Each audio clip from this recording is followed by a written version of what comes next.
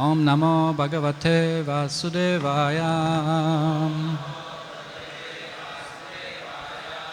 Om Namo Bhagavate Vasudevaya. Om Namo Bhagavate Vasudevaya.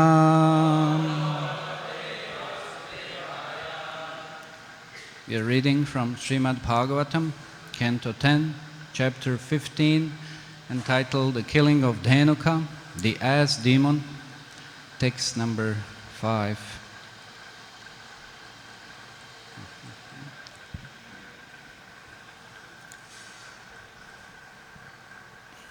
Shri Bhagavan Uvacha Aho Ami Devavara Amaram Architam Pada Ambujam Te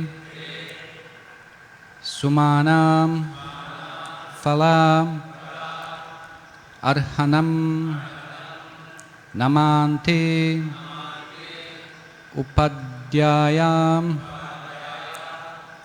Shikhabhi Atmanam Tamam Apathyai Apahatyai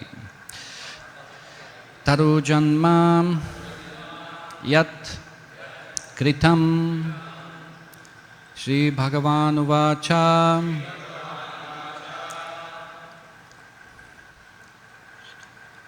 Aho Amideva Varama Rchitam.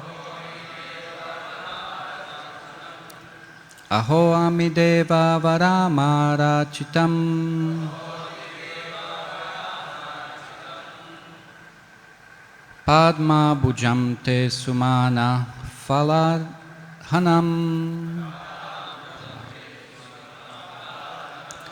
Padam Bhujam Te Sumana Phalarhanam.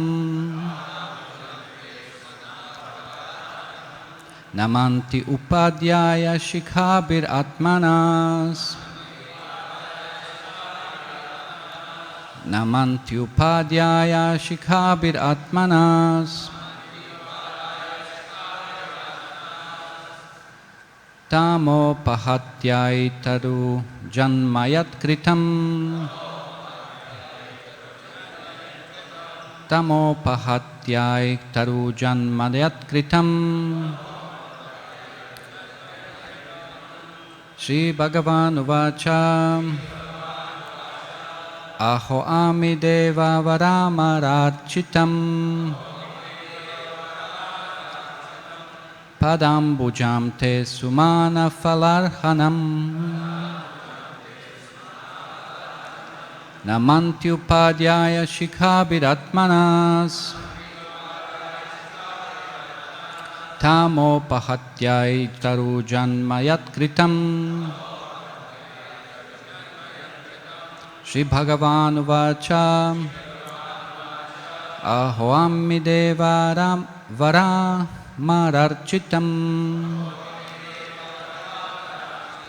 Padma Bhujam Te Sumana Phalarhanam. Namantyupadhyaya Shikhabir Atmanas. Tamo Pahatyai Taru Janmayat Kritam.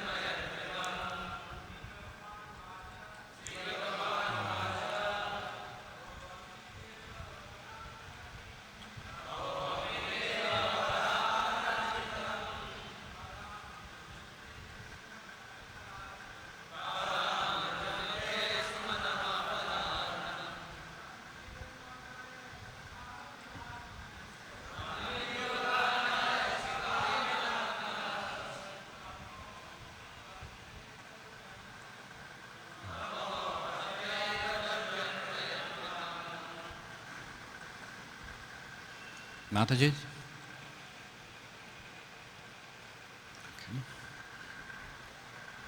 Sri Bhagavan Uvacha.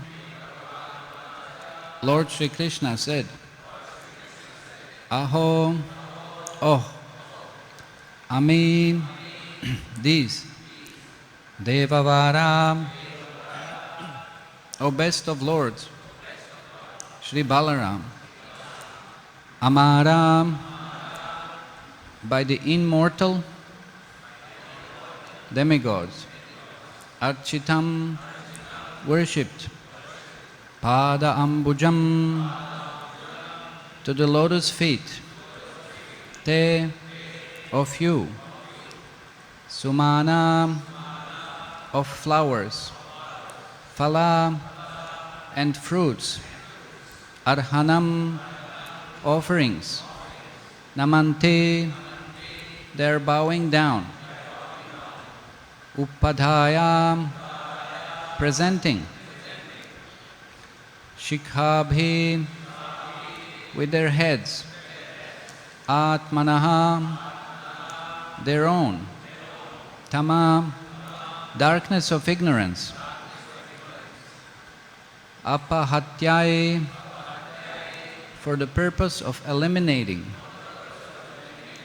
Tarujanma, their birth as trees, Yat, by which ignorance, Kritam, created. Translation and purport by the disciples of His Divine Grace A.C. Bhaktivedanta Swami Srila Prabhupada. The Supreme Personality of Godhead said, O greatest of lords, just see how these trees are bowing their heads at your lotus feet, which are worshipable by the immortal demigods. The trees are offering you their fruits and flowers to eradicate the dark ignorance that had caused their birth as trees. Purport. The trees of Vrindavan were thinking that because of past offenses, they had now taken birth as trees, and, being immovable, could not accompany Lord Krishna in his wanderings throughout the Vrindavan area. In fact, all the creatures of Vrindavan, including the trees and cows, were great souls who could personally associate with the Supreme Personality of Godhead. But because of ecstatic sentiments of separation, the trees considered themselves in ignorance and thus tried to purify themselves by bowing down to the lotus feet of Krishna and Balaram. Lord Krishna, understanding their mentality, simultaneously glanced at them with affection and praised their devotional service before his older brother Balaram.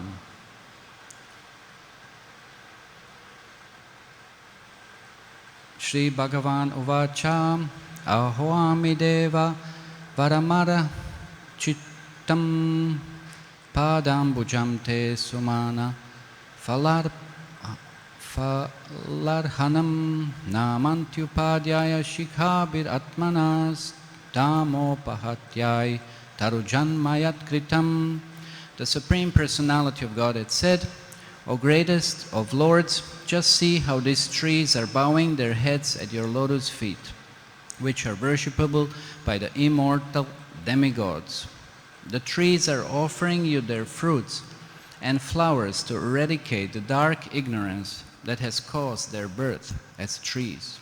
Om Ajnana Timirandasya Gyananjana Shalaka Chakshurun Militam Yena Tasmai Shri Gurave Namaha Shri Chaitanya Mano Bhishtam Stapitam Yena Bhutale Swam Rupa Kada Mayam Dadati Swapadantikam Vandeham Shri Guru Shutaparakamalam Shri Gurun Vaishnavamscha Shri Rupam Sagrajatam Sahagana Raghunathan Vitam Tam Sajivam Sadvaitam Savadutam Parijana Sahitam Shri Krishna Chaitanya Devam Shri Radha Krishna Padan Sagana Lalita Shri Vishakhan Vitamscha He Krishna Karuna Sindhu Dinabandhu Jagatpate Gopesha Gopika Kanta Radha Kanta Namastute Tapta Kanchana Gaurangi Radhe Vrindavaneshwari Rishabhanu Sute Devi Pranamami Hari Priye Vanchakalpa Tarubhyascha Kripa Sindhubhya Evacha Patitanam Pavanebhyo Vaishnavebhyo Namo Namaha Jayo Shri Krishna Chaitanya Prabhu Nityananda Shri Advaita Gadadhar Shivasadi Gaura Bhakta Vrinda Hare Krishna Krishna Krishna Hare Hare Hare Rama Rama Rama Hare Hare.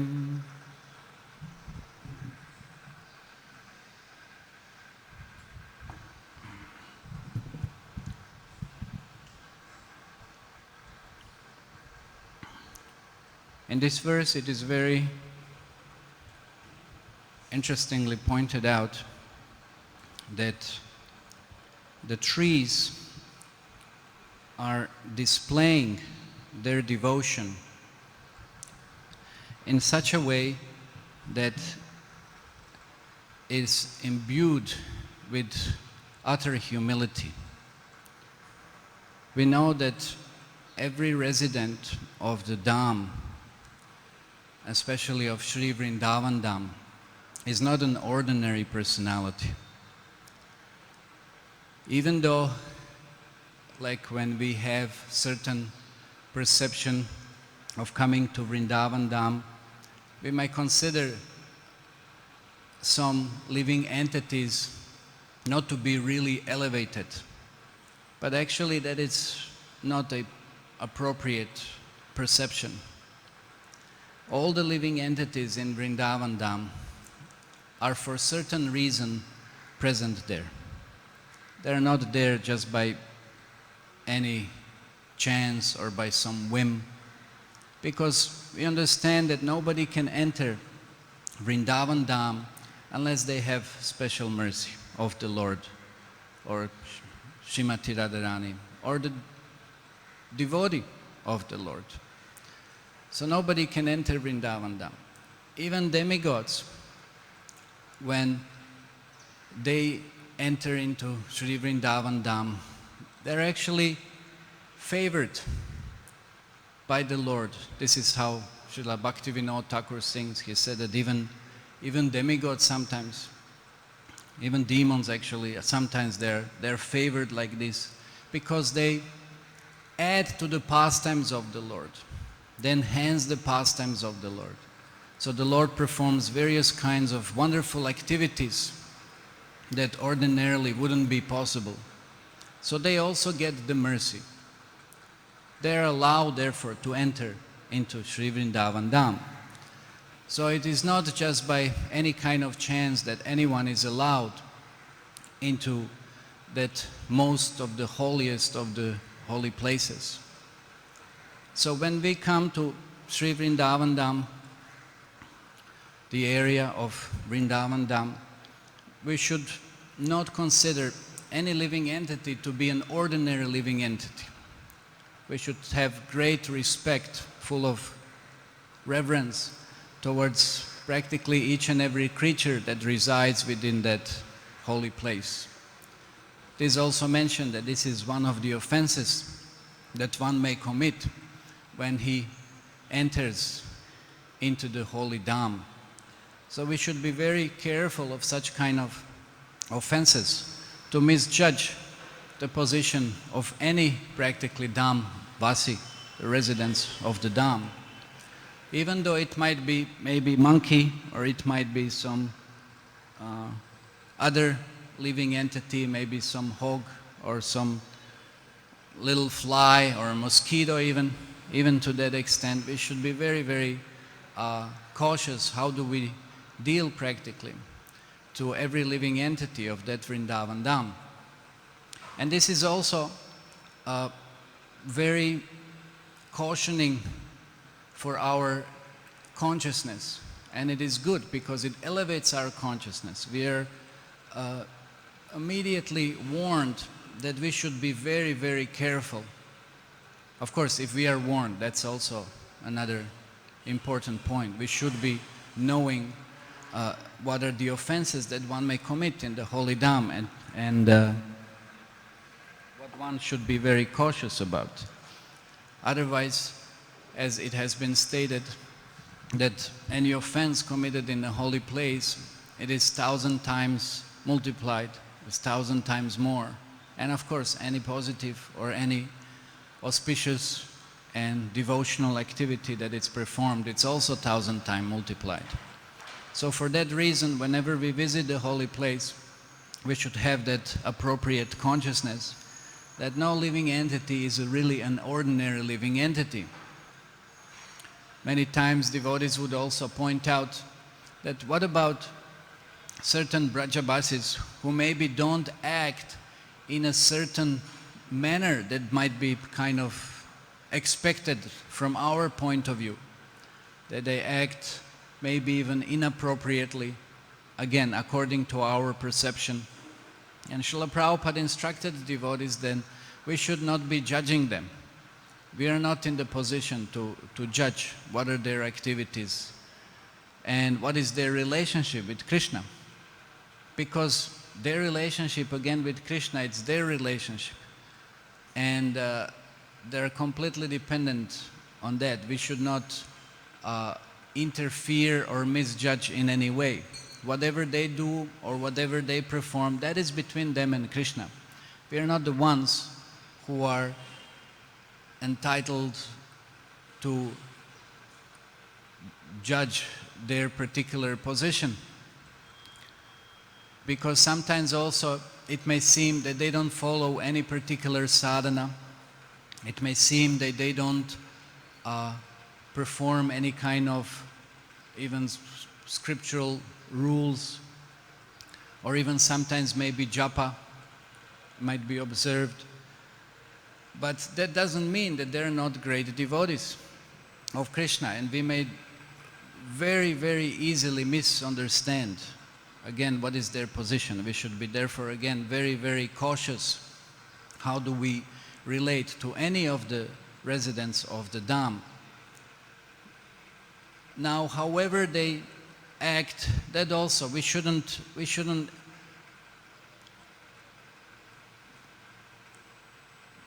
imitate. This is one of the things that might be very dangerous for us. We may take one aspect which is very essential, which is very important, and that is their spontaneous devotion towards the Lord.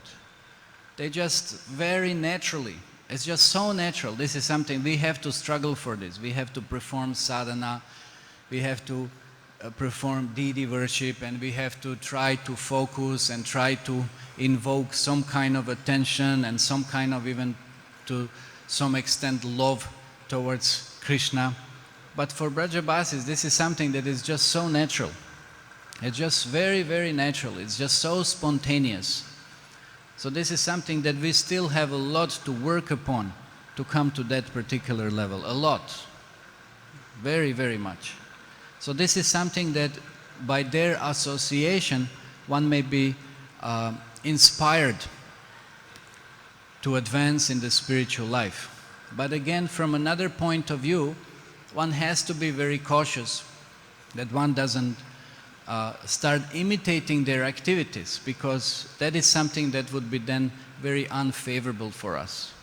Because if we perform spontaneous devotional service, but then we don't perform sadhana bhakti or vaidhi bhakti, then actually this will practically end up in a very, very detrimental position, detrimental situation, where we may become deeply degraded. One may turn to take everything very cheaply, and that is known as sahajya type of practice. Everything is very spontaneous, but then without any qualification, without any proper understanding. So this is why one has to be extremely cautious when one associates with the residents of a dham. If by just some chance or opportunity, or again mercy, rather to say, of the Supreme Personality of Godhead has the means and gains the way to enter and stay for a while in Sri Vrindavan Dham. So when we see certain other residents of the Dham, and we may also consider how come they perform certain type of activities, or maybe they are in a different types of bodies, then also we have to be extremely cautious, because we shouldn't misjudge them either. Because Srila Prabhupada said that these were all sadhus in their previous life, but maybe because of some inappropriate action, they have now assumed those certain type of bodies that are considered to be low type of bodies, and not considered so elevated type of bodies, of course. But they're burning their karma now, and after that it's all purified, then they will go back home, back to the spiritual world. So again, we shouldn't be misjudging. Our position of judging something may be very dangerous, because we might be there for committing offenses. Like we know, for example, when Lord Brahma was attracted to his daughter, and then he was criticized. He was criticized, but it wasn't position of those who criticized to criticize him. So we have to be very, very cautious. Krishna is stating in Srimad Bhagavad Gita that even though devotees sometimes might be performing certain activities that are not appropriate activities, Shipram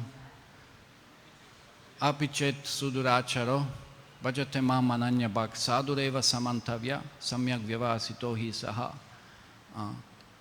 So even though one may be performing certain type of activities, but then we should be very, very cautious not to judge those.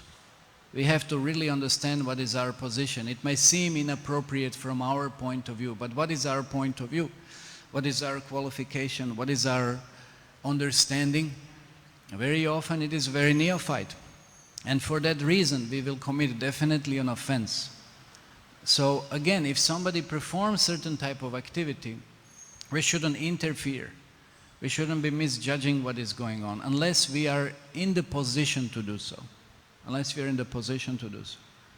Because if that becomes the case, that actually we will commit a very serious offense and become degraded in our spiritual life. We lose the taste for practicing Krishna consciousness. So therefore, when we perceive certain type of activities, and like this in the Holy Dham, sometimes we may have a conception that, oh, the Holy Dham, it's a place where everything should be so amazing, everything should be heavenly. Heavenly means everything should be perfectly clean, perfectly organized, everything should be incredibly blissful, everything should be just suitable for all kinds of sensual enjoyment. You know, like everything should be, in a sense, like scented, everything should be pleasant to the sight, everything should be pleasant in any kind of manner. But it's not necessarily as such. This is why actually Vrindavan Dham, it's also covered. It is covered from our eyes. It is described that the holy place, sometimes it is just like a chaste lady who is covered by a veil, so that one doesn't see real original kind of that face of her. So the holy diamond, it's covered to those who are not qualified to interact with the holy diamond. Yeah. So therefore, when one comes to the holy place, then he might have so many different kinds of misperception about it, and for that kind of person the holy dham won't reveal itself, because we are not qualified to be, that the holy dham reveals itself to us. So for that reason, again, we might perceive things in a completely mundane way, and the holy dham will not reveal itself to us. So we may see there are so many things that are not so attractive and that are not so pleasant, Like there was once one devotee's mother. She came from US and she visited Vrindavan, and on the same day she was very disappointed that what is this? This is so-called spiritual place, this is so-called, because people have that conception that holy dham should be just like some kind of very nice park, garden or something very, very beautiful and so many nice things going on. And then she was, very disappointed seeing that all these kind of rickshaws are there and so many things and people are sometimes doing this and this is happening and so much garbage around and this and that and all these animals are making trouble, especially when you see monkeys going around jumping and stealing things and so many things happening. And she was in that critical mood. And then she went to her room and then she went to the toilet, and then what had happened, a rat jumped out of the toilet and she said, that's it, she booked taxi immediately, went to Delhi, another flight, went back, it's like, so this is what it happens. Then such kind of mentality is not supported. It's not allowed for one to reside in a holy place. So one has to first have appropriate consciousness. One has to, it's like Premanjana Churita Bhakti Vilochanena. One has to have appropriate vision. And how is that vision obtained? It is obtained by knowledge. It is obtained by understanding, which also comes by application of that particular knowledge. So we have to understand what is Vrindavan. Vrindavan is the state of consciousness. Like Srila Prabhupada, he would very often state that, wherever he was, that this is what Vrindavan is. So it's not a matter of being here or being there, but it's a matter of consciousness. So if we develop that consciousness, then we will be always within Vrindavan Dham. But if we have some kind of that critical mentality, and trying to find different kinds of faults, and then definitely we won't be allowed to stay in Vrindavan. And it's not easy to stay in Vrindavan. Like we know, it is very extreme climate sometimes. It can be very, very challenging. Or so many different kinds of other obstacles we may face if, again, we don't have appropriate consciousness. If we are not there in the mood of service. If we just come there in a mood or some kind of tourist mood of trying to enjoy the place, trying to enjoy certain facilities maybe that might be available, like nowadays they are. Earlier that was not the case. Earlier Vrindavan was just a very small, simple village. What we see now over the years, over the decades, that so many things have changed. And then so many facilities are created for people to come and stay. But then one doesn't benefit as much. And also one doesn't develop appropriate consciousness and the mood to reside within that kind of holy place. So that's why one also additionally has to be extremely cautious. How to relate to, again, residents of the Dham, to the Dham itself, to have that proper consciousness, because if one doesn't have that proper consciousness, then again one will be committing offenses. And then one will degrade oneself. So therefore that appropriate attitude is so essential. And for that reason, unless we don't have any particular service, it is better not to stay more than, it is said, more than 3 days. We just stay as much as one can visit for a certain time, and then that's it. Better not to stay longer, because we see how consciousness degrades. I know several devotees who have been staying and then in Vrindavan Dham performing some service, and then after a while everything became very, very mechanical. Very mechanical. That appreciation of the Dham, that fortune that one may consider of residing within the holy place, it just kind of vanishes. It vanishes, and after some time one starts to become absorbed in one's own position, and then starts judging again everybody else and disrespecting everybody else. And then of course Krishna is forced to act. And then Krishna will definitely do something that it is better for that person to be placed somewhere else rather than in the holy place. Because if he remains in such kind of consciousness at the holy place, then he will be degrading himself more and more and more and more.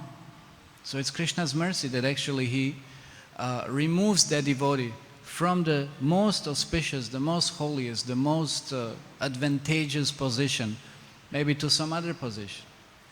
Like we know in cases of so many Srila Prabhupada's servants, there were not some kind of major things or major offenses committed, but it was just sometimes even to extent of little inattention. That Srila Prabhupada would then point out, actually devotees would themselves understand, like Harisari Prabhu, he would say that when he was serving Srila Prabhupada, he noticed himself that sometimes he would become a little inattentive, like some pen would be placed somewhere where it shouldn't be placed. And then he said, I wouldn't, really kind of attempt to place it back where it should be. We just kind of leave it there. And then some little small things, but it actually, after a while, it kind of amounts to so many inattentive activities that one should be performing, but it didn't, or it did perform, but it wasn't performed in a proper mood and consciousness. And then he noticed, and he said that at that point he approached Srila Prabhupada and suggested that maybe it would be a good idea or better idea to change the service. And what was interesting, he said that Srila Prabhupada pointed out that yes, it would be better, because Srila Prabhupada noted it, but he didn't say anything. He didn't say anything. So sometimes, of course, we cannot, again, judge position of His Grace Harisari Prabhu, who performed such a wonderful service. If anyone has an opportunity to perform direct personal service, one can understand how intense and how demanding that is. And so to last for that long period of time, this is something that is absolutely remarkable, something really amazing.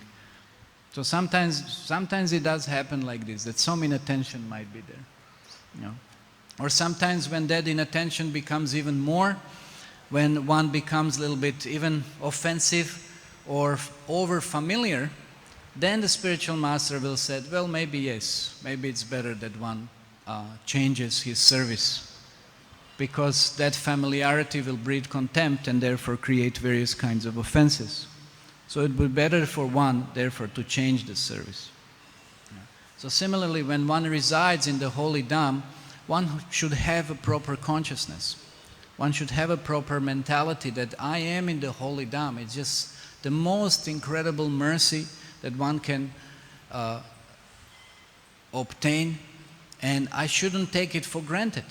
I definitely shouldn't take it for granted, because again, this is what is going to happen, and we will be sent out of the holy place. And this is the duty of Yoga Maya, to hand us over to Mahamaya.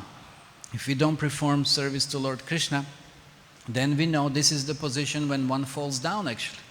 One falls down from his consciousness. One falls down like this from the spiritual world by being indifferent, by being so-called, maybe even not so much offensive or whatever, but just by being indifferent, maybe not being active, not trying to serve Krishna, just observing things, maybe just even appreciating even, but not being active. We have to become active. We have to remain active in the holy dham. We cannot just become indifferent. And then when this is the case, then Yoga Maya hands us over to Mahamaya. And then what happens?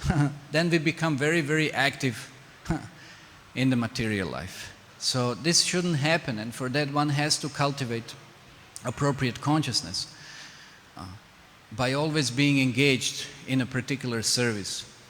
So therefore it is very good that one has a very powerful association, and it's very good that one has always some kind of connection with the authorities, because this is what saves us. This is what helps us so much understanding how do we perform and what is our position. Because we don't understand how gradually we may become covered. That's our tatashta position. We may become covered. We don't even notice when it happens and how it happens. So therefore we have to practically at this particular stage of Vaidhi Bhakti, as I said, we don't have that spontaneous devotion as Brajabasis have. We always have to kind of renew, always keep on renewing our commitments in the spiritual life. Yeah. Always somehow reminding ourselves, always trying to endeavor to perform devotional service. We are not, it's just our position is not spontaneous. We somehow or rather have to force ourselves. And how do we force ourselves? We force ourselves by our intelligence, by the knowledge. We force our mind, which doesn't have the taste. That's why we have to remind ourselves, hey, here's the holy place. Actually, temple is also holy place. There's no difference. For us, just to make it more relevant, there's no difference. It's the same place. It's the same thing. We have to keep on reminding ourselves how, we are so fortunate to be, like Srila Prabhupada, somebody, I think Giraj Maharaj told that story, then the temple was surrounded by the wall and somebody remarked it's just like a jail because it's surrounded by the wall. Of course, what would they say now if they was the wall has doubled increased and the barbed wire and so on. Over the years things become so unfortunate due to the influence of the age of Kali. But actually then Srila Prabhupada remarked, he said, no, actually the jail is outside, inside is Vaikuntha. Yeah. So we should be so fortunate actually that we understand we are living in Vaikuntha. We shouldn't take it for granted, because if we don't have that consciousness, then what can Yoga Maya do? Then she'll hand us over to Mahamaya, and then we will really, become very, very unfortunate. So this is one has to strengthen his position by knowledge, by hearing of Srimad Bhagavatam, understanding what is it that is going on that is outside of the spiritual practice. One has to strengthen the mind in such a way, and so that mind becomes engaged and starts gaining the taste. The whole process of Vaidhi, therefore, it's to fortify intelligence, to be able to influence the mind, so that in order that mind keeps on gaining more and more taste by being engaged in devotional service. And we see over the time how actually that interest for material things, for material topics, for material activities, by the mercy of Krishna, the process definitely it works. Process definitely purifies, and one just loses the taste for any of those. It just becomes so tasteless. Sometimes practically even, we understand how actually even abominable that is. Of course, until we come to the level of even bhava, there are going to be some subtle, from nishta to bhava. Anyway, we are still on the anartha nivriti level, gross purifications going on. But even afterwards, there'll be some slight subtle contaminations which would have to be removed as well.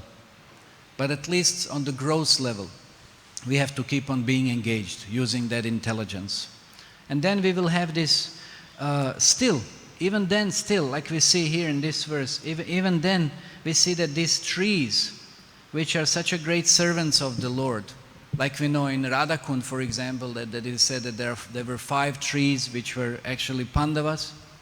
They also assumed the form of the tree.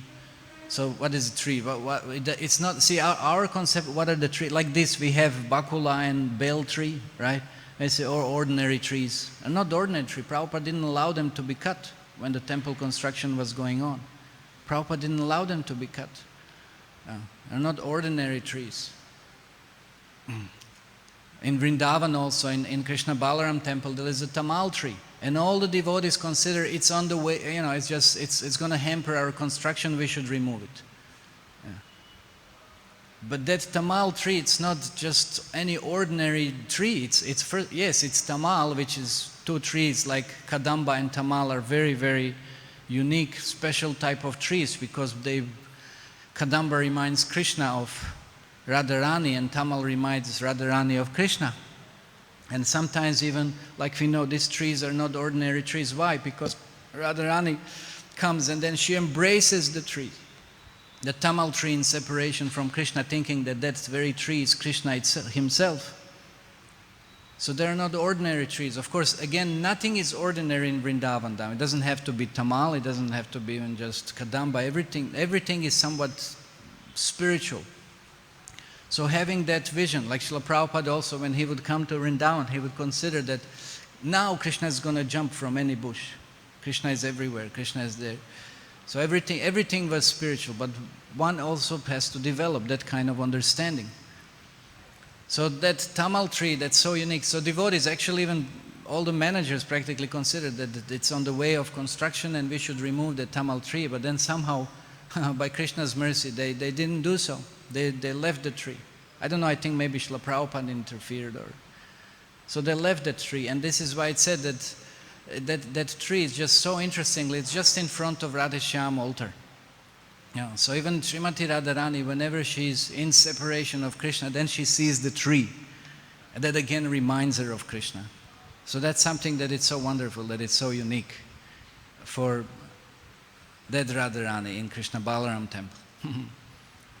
So she is so merciful. So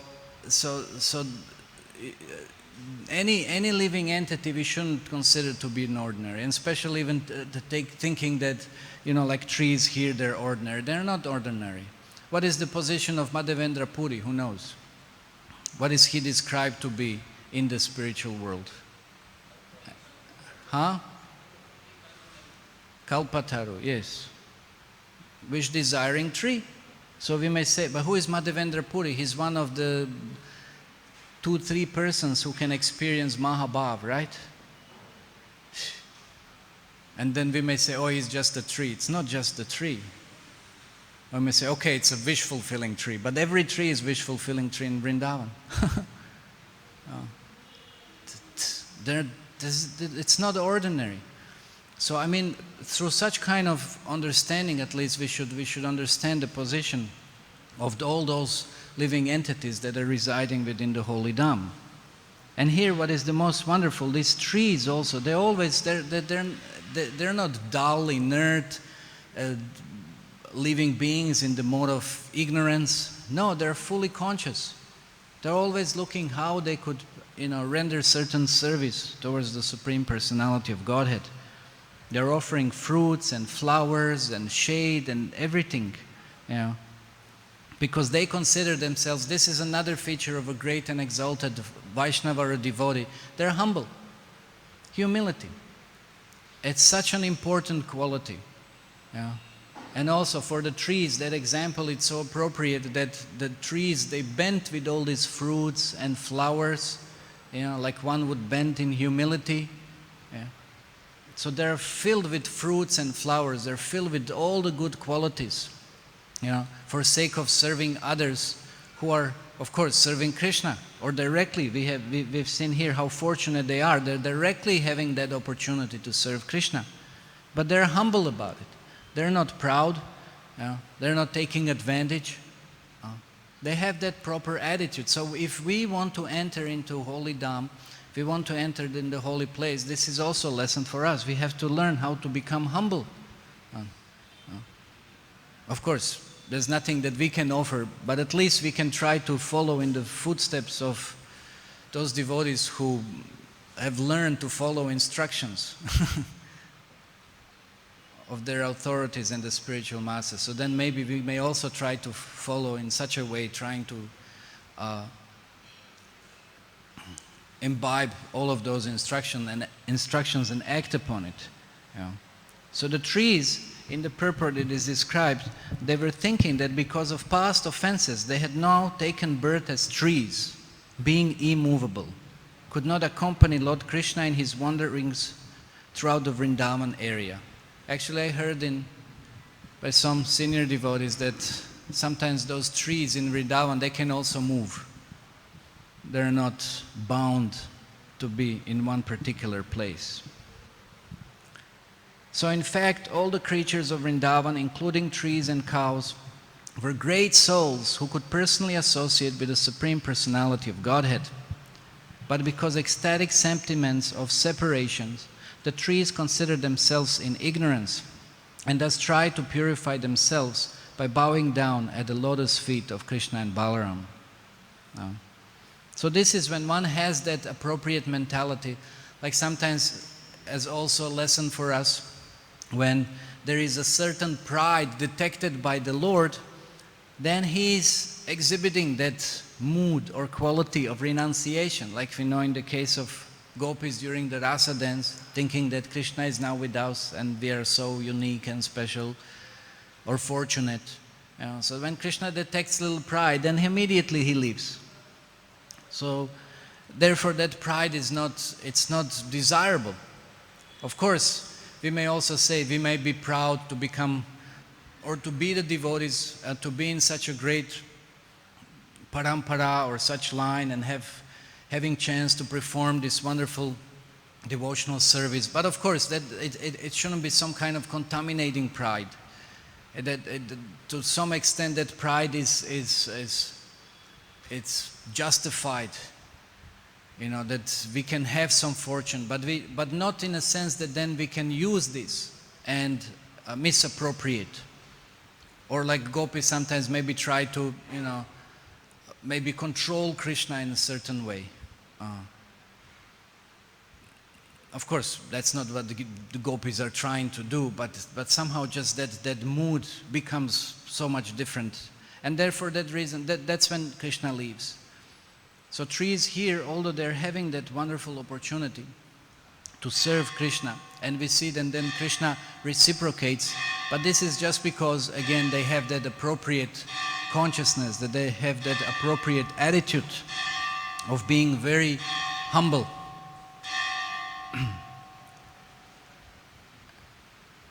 So for this reason also we should pray that we also develop such kind of mood of humility, and even if we are or if we are not, that we get a chance to become blessed to render also some kind of service, and if not directly, maybe on the altar to Krishna, then at least to some of the devotees of Krishna. Again, 1,000 times removed.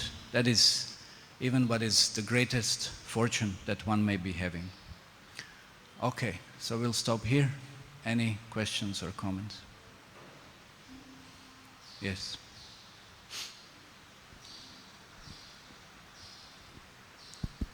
Hare Krishna Prabhuji. Prabhuji, just you said Hari Shauri Prabhu serving Srila Prabhupada. So you said ki the value or the importance of serving spiritual master one will feel when he will serve the spiritual master personally, if he get the chance. So one question came in my mind immediately. What the devotee should do?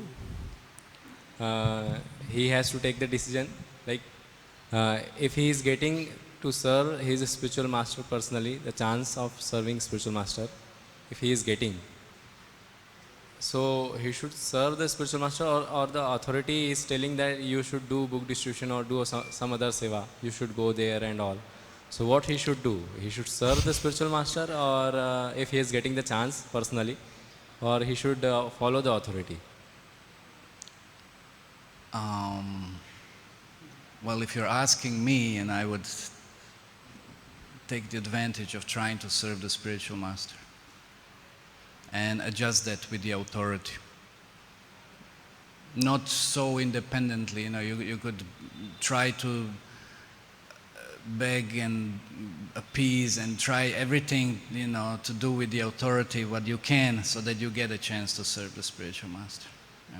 Because that kind of service is not going to always be available. That's something, again, if the opportunity is there, it's something that it's so unique. So then you may try to adjust somehow, because again, how often you can serve your spiritual master. So the other things, whatever required, maybe somebody can replace, or you try to adjust, try to negotiate, try to somehow or other get a chance to serve. Get that opportunity of direct service, if it's possible. So that's what I would. So it means like if we will take it as a general question, what one should do, follow the authority or serve the spiritual master personally? Well, one may inquire then what is the desire of the spiritual master. If the spiritual master also sometimes instructs in a particular way that maybe somebody can assist me, then it becomes very clear.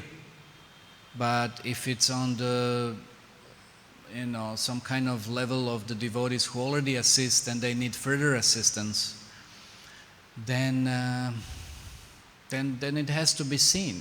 But again, another service that it's maybe regular service, it shouldn't be suffering, it shouldn't be neglected. So one has to see that things are adjust, or maybe again, as I said, maybe not at all times, but maybe sometimes one may get an opportunity. So just seeing how some way, things can be adjusted, the service can be adjusted, so that one still gets the opportunity of serving the spiritual master.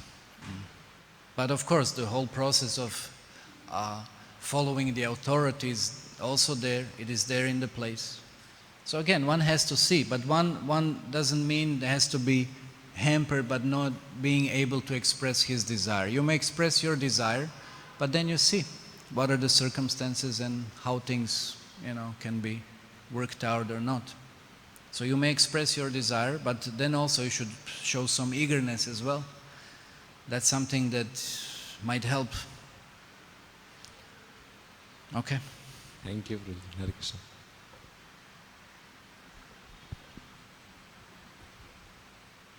Hare Krishna, Prabhuji. Thank you very much for the wonderful class. So you are very nicely mentioning towards the end that this Juhu Dham is also non-different than Vrindavan Dham.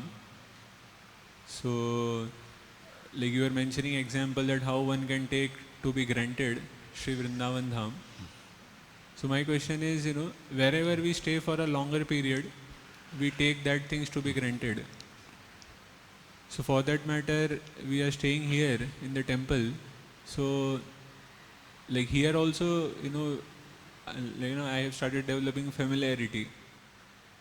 So in that sense, wherever I am, basically, wherever I spend maximum time, to that place, familiarity comes automatically. So how to avoid that? Whether it's Vrindavan or Juhu Dham. So this is why I said it's good to be in association of the devotees. So that when that kind of feeling becomes somewhat extreme and we might venture to perform some inappropriate activities, then definitely, or even, not necessarily something very drastic, or just even like I said, being a little bit inattentive or casual in our attitude and service, attitude towards devotees and service. So then, definitely devotees, we are so fortunate that we are living together. So then, somebody is going to notice, somebody is going to point out, somebody is going to straighten us up. So, but again, if we want to do something from our own side, then, again, we should nourish our consciousness by reading, by hearing, trying to understand how we are in such a fortunate position. What else could be done? Anyone else has a suggestion? Yes, going sometimes away, going on bus parties. You have to go to bus parties. Now Hemagiri, you've heard. No,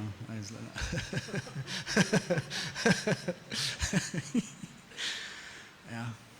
Yes, in one sense, it's good to, Rolling Stone gathers no most. It's good to move also. It's not necessary. It depends on our individual nature. Sometimes Prabhupada would say to someone, go somewhere else, or somebody would say, take kshetra sannyas, be in one place. So it depends. So if that is the case also, it might be helpful. That's why we come to Vrindavan and we go from Vrindavan.